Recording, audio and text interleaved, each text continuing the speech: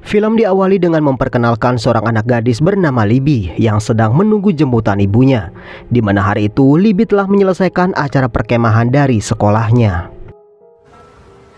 Andy Trainer, Leaf Quincy, Sam Baby girl! Dalam perjalanan, Michelle si ibu mencoba menghibur putrinya yang nampak murung, karena rupanya di saat camp tersebut Libby gagal mendapatkan cowok yang ia taksir belakangan ini. Michelle kemudian meminta Libby menyetir karena ia tahu betul putrinya sudah sangat tak sabar ingin mengemudi. Libby pun langsung beranjak dan menggantikan posisi ibunya. What?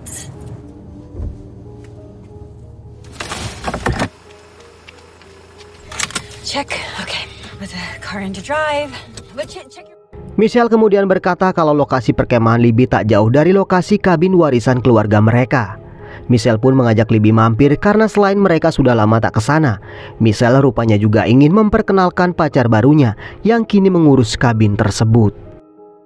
You'll see. Steady. Lots. We talked about this. The romance stories aren't selling like... Michelle juga sempat berpesan agar Libby merahasiakan umur ibunya karena rupanya selama ini Michelle mengaku berusia 35 tahun saat berkenalan dengan pria tersebut.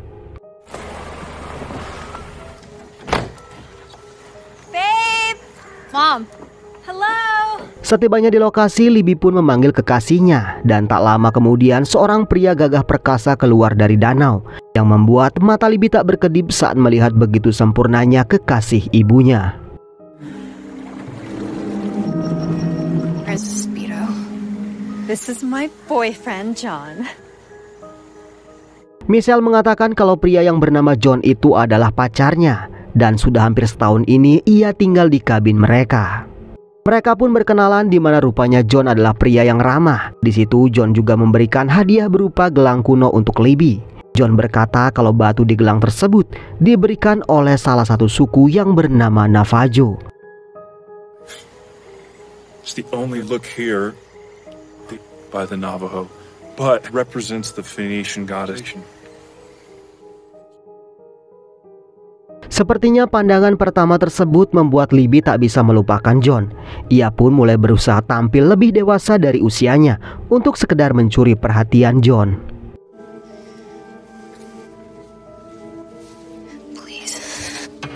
Libby kemudian ke dapur dan matanya pun mulai nakal menatap keperkasaan John. Namun sayangnya Michelle datang dan mengajak mereka makan.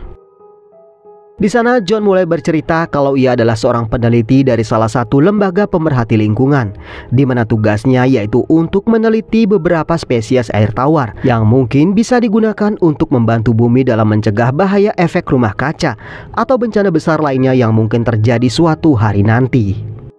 Aquatic geneticist. Oh, really? Mostly freshwater animals. Trying small research team. We're sort of scattered around to solve a problem in nature. Well, Libby nampaknya tak begitu mengerti dengan semua penjelasan yang John jabarkan tentang penelitiannya. Namun Libby cukup terkesan dengan pengetahuan yang dimiliki John. Supply these freshwater systems. Now rapidly changing world. Saat makan, John tiba-tiba tersedak sampai batuk-batuk. Tak lama John kembali yang membuat Michelle lega. Saat mereka berpelukan, John malah menatap Libby sambil mengelus pundaknya.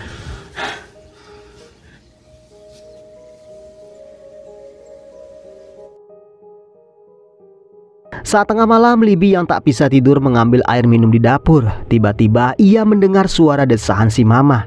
Karena penasaran, Libby pun mengintip. Namun sayangnya John tiba-tiba keluar dari kamar.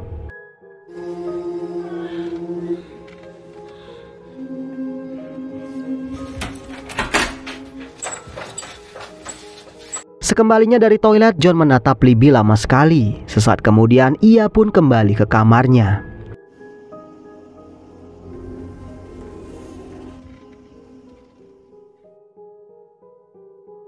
Keesokan harinya, Libby berjalan-jalan di dekat danau. Ia pun kaget ketika seekor kelabang menggigit tangannya. Libby ingin membunuh kelabang tersebut, tapi tiba-tiba John muncul dan melarangnya.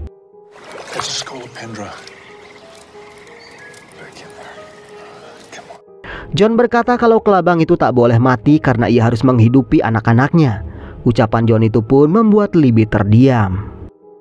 John berkata kalau gigitan kelabang itu biasanya ada racunnya. John lalu meniup tangan Libby dan berkata kalau Libby akan baik-baik saja. Oh, okay. A nurse. Di sana mereka kemudian berbincang di mana John menanyakan apakah kehadirannya di sana mengganggu Libby.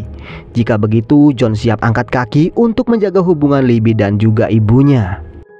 Namun Libby berkata kalau ia tak keberatan John ada di sana. Selain karena kabin keluarga mereka sekarang ada yang merawat, ia juga senang ada yang memperhatikan ibunya.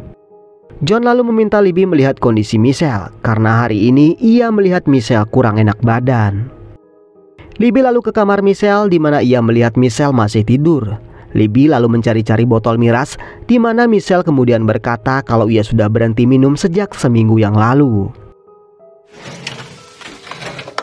Drinking. Good this summer, I swear. Di situ juga Michelle memberitahu Libby kalau John ingin menikahinya. Michelle pun ingin tahu apa pendapat Libby. Libby balik bertanya apakah ibunya benar-benar mencintai John. Michelle pun berkata kalau ia sangat mencintai John. Mendengar ucapan tersebut, Libby pun tak punya pilihan lain selain menyetujuinya.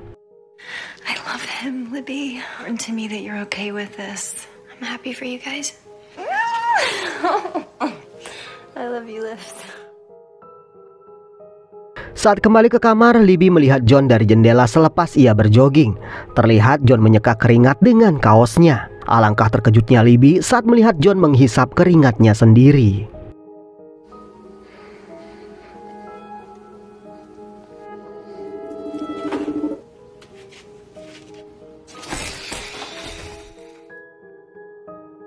Karena penasaran John pria yang aneh, Libby pun berniat mencari tahu.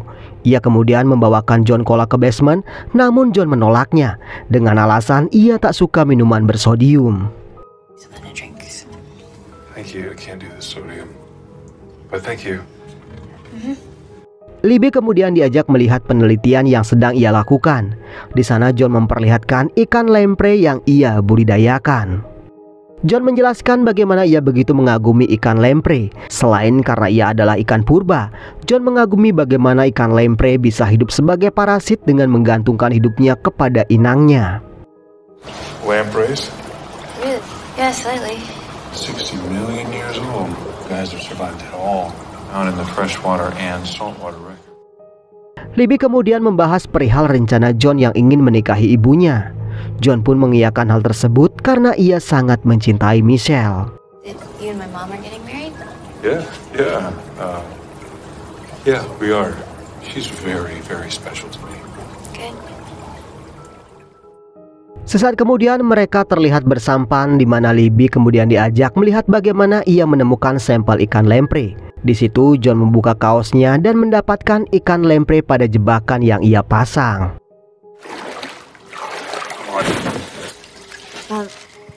Really? My counselor says I'm probably gonna. Mereka kembali berbincang tentang keseharian Libby. Namun tiba-tiba Libby mendapatkan tamu bulanannya. Darah Libby pun mengalir yang membuat John secara agresif menutupi darah itu dengan kaosnya. Programs are so awful.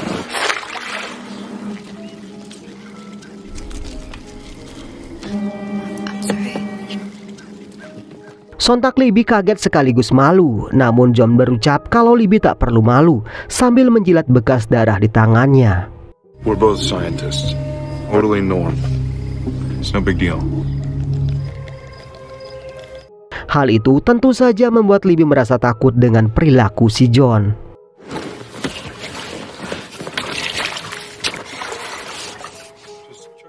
Saat Libby di kamar mandi, John mengetok-ngetok pintunya. Namun Libby berkata kalau ia tidak apa-apa. Libby? Diam-diam John pun masuk ke kamar mandi dan mengambil pakaian kotor Libby lalu menciumnya. Setelah puas, John pun pergi, sementara Libby sama sekali tak menyadari kehadiran John barusan.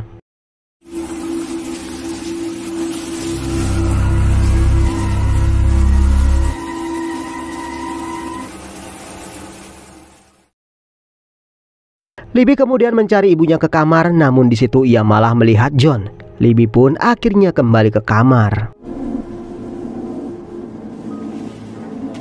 Merasa ada yang tak beres dengan si John, Libby mengontak sahabatnya yang bernama Marley untuk memberitahu kalau ada yang aneh dengan pacar ibunya. Marley pun akhirnya berjanji akan datang ke kabin besok pagi.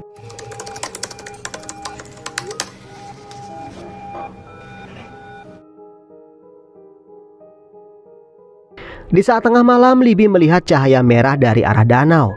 Ia juga melihat John di situ. John kemudian masuk ke air dan menghilang tepat di sumber cahaya, yang perlahan juga turut menghilang.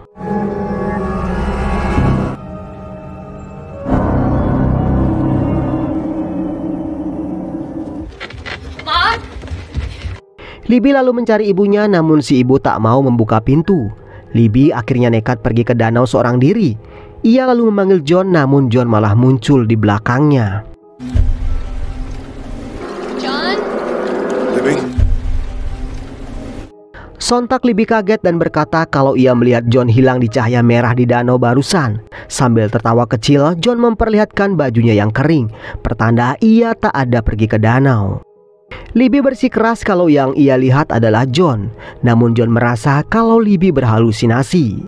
Saw you walk into the lake towards this. I'm pretty dry. Sorry if I scared you.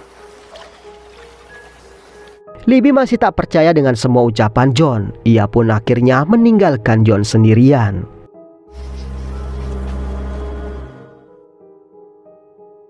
Keesokan harinya, Libby mendengar suara teriakan ibunya. Di sana, Libby melihat si ibu muntah-muntah dan berkata kalau perutnya amat sakit. Michelle kemudian meminta Libby ke kota untuk membelikannya obat sakit perut dan juga alat tes kehamilan. Melihat ibunya sudah sangat tak tahan dengan kondisi tersebut, Libby pun bergegas ke kota. Libby, go! Just go, Libby. I need some. Really? Saat di toko obat, Libby melihat pria yang sangat mirip dengan John sedang menggandeng seorang wanita. Sayangnya pengintaian itu terhenti karena Libby didatangi pelayan toko karena rupanya Libby belum membayar.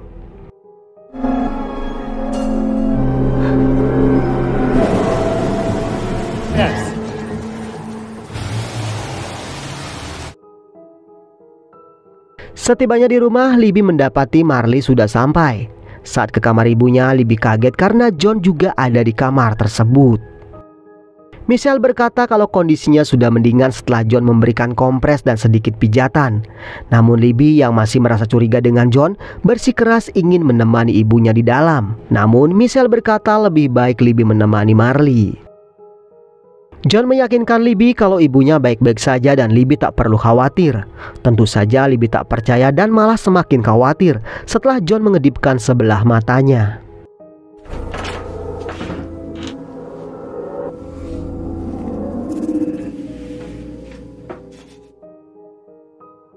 Libby lalu menceritakan segala keanehan John pada Marley. Dari bagaimana ia meminum keringatnya sampai bagaimana ia menjilati darah haid Libby. Libby juga bercerita perihal John yang lenyap di danau malam itu. Saat diminta mengadukan semua itu pada ibunya, Libby mengatakan percuma karena ibunya sudah dibutakan oleh cinta dan tak mau mendengar apapun. Karena tak tahan, Marley pun ke atas untuk mengadukan kelakuan John pada Michelle. He grabbed me, but everything is just on my period. Okay, no libs. Fuck. What if I go up there and tell Michelle? Di waktu bersamaan, Libby mendengar suara gaduh dari lubang plafon. Saat ia ingin mendengarnya, suara itu tiba-tiba menghilang.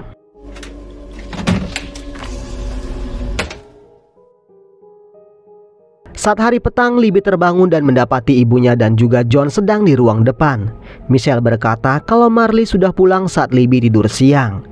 Michelle juga begitu sumringah dan berkata kalau saat ini ia mengandung. We're pregnant. Oh, congrats. Melihat Libby tak begitu merespon, Michelle pun berpikir kalau Libby tak menyukai hubungannya dengan John. Di situ Michelle pun mengungkit semua yang disampaikan Marley tadi siang perihal kelakuan John yang menurut Libby aneh. Libby berusaha memperingatkan ibunya kalau memang John menjilati darah bulanannya. Namun si ibu tak percaya dan berpikir kalau Libby mengada-ada, semata-mata karena ia tak suka ibunya menikah lagi. What? Oh, God. You licked it. You mean it every time? I'm done putting my life on hold for you. Sementara John berusaha melerai pertengkaran tersebut. John berusaha membela Libby karena ia masih anak-anak. Ia pun meminta Michelle agar sedikit bersabar. Tak lama John mengedipkan sebelah matanya yang membuat Libby semakin kesal. Ia lalu menarik ibunya pergi, namun si ibu malah menampar Libby.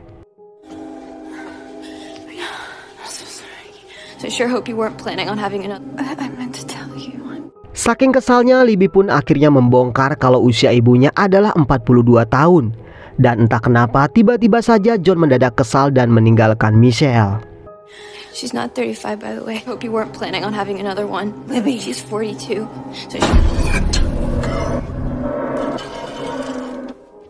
Michelle memaki-maki putrinya untuk apa ia mengatakan itu semua. Libby pun berkata kalau John memiliki rahasia tersembunyi yang sepertinya akan membuat mereka celaka. Tapi Michelle tetap tak peduli dan berpikir kalau semua cerita Libby adalah sebuah kebohongan.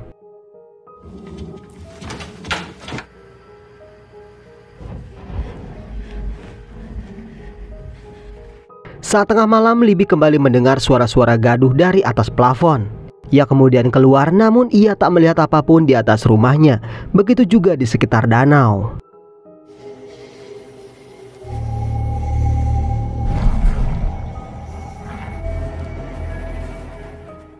Libby kembali ke rumah dan tiba-tiba mendengar suara teriakan Michelle, di mana ternyata John dan Michelle sedang bercocok tanam. Di saat mengintip, Libby melihat punggung John mengeluarkan duri.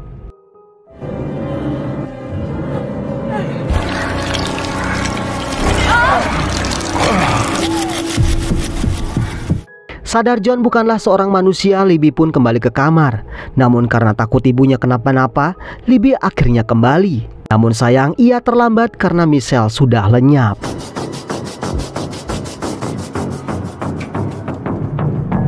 Di waktu yang sama, Libby melihat bayangan cahaya merah dari danau. Libby pun bergegas ke danau, namun sayangnya ia kesulitan melihat di dalam air.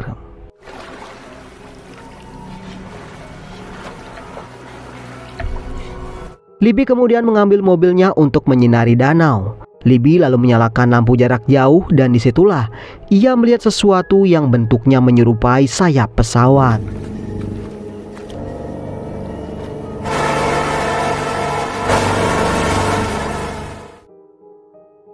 Libby kembali ke rumah dan mencoba menelpon ibunya, dan anehnya dering ponsel Michelle malah terdengar dari basement.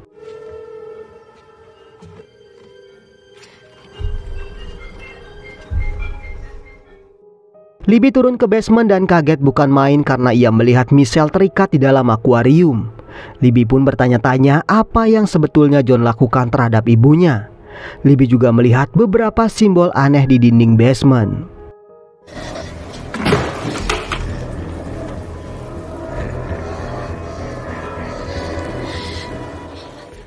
Libby mencoba menyadarkan Michelle, untungnya Michelle berhasil disadarkan.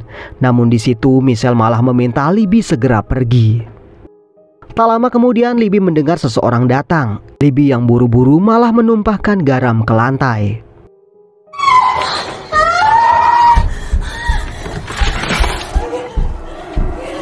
Dari persembunyiannya, Libby melihat dua kaki binatang yang mengelepar saat menginjak air yang sudah bercampur dengan garam. Tak lama kaki itu pun berubah dan ternyata ia adalah John.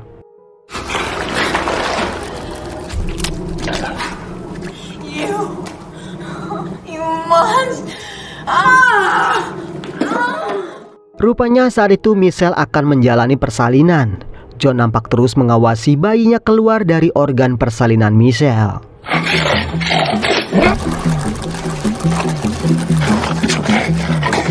Tak lama John membawa bayinya keluar. Dari jendela, Libby melihat John memberikan sesuatu berwarna biru untuk makanan anaknya melalui mulut.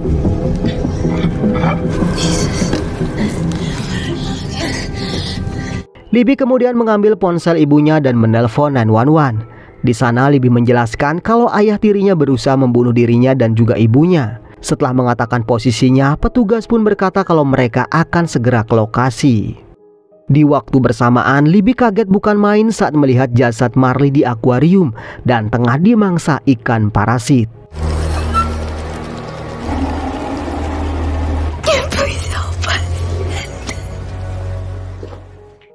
Tiba-tiba saja John muncul dan menyerang Libby. Libby lalu melemparkan garam ke wajah John yang membuat John kesakitan. Libby juga menyiram John dengan sisa garam di dalam ember.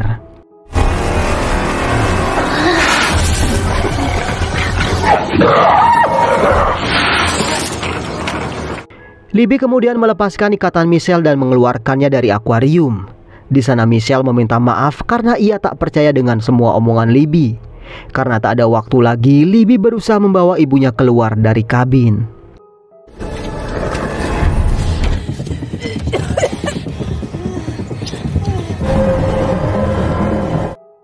Michelle nampaknya tak kuat melanjutkan pelarian.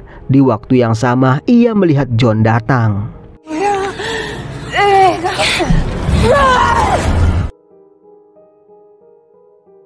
Libby kemudian tersadar dalam kondisi terikat. Tak lama ia melihat John datang. Tak cuma satu, tapi ada banyak. Mereka lalu menghancurkan dinding dan terlihat ada beberapa jasad wanita yang disembunyikan di dalam dinding. Libby berteriak sejadi-jadinya, namun semua itu tak ada gunanya.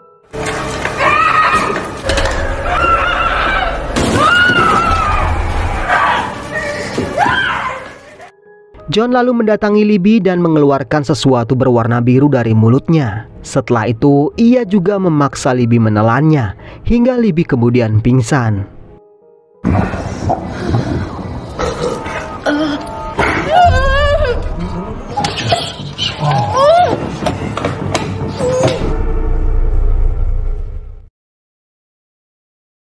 Beberapa saat kemudian Libby mendapati dirinya terendam di dalam sebuah tempat yang tertutup kaca. Tak lama air mulai memenuhi tempat tersebut dan menenggelamkan Libby.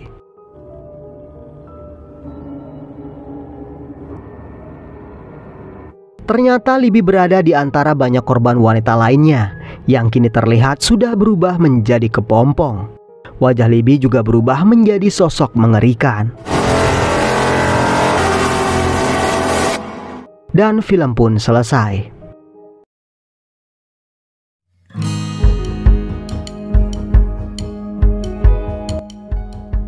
Jadi sebetulnya John adalah sosok alien atau semacamnya, yang mana tujuannya ke bumi adalah untuk memperbanyak jenis dengan menggunakan bantuan para wanita yang ada di bumi.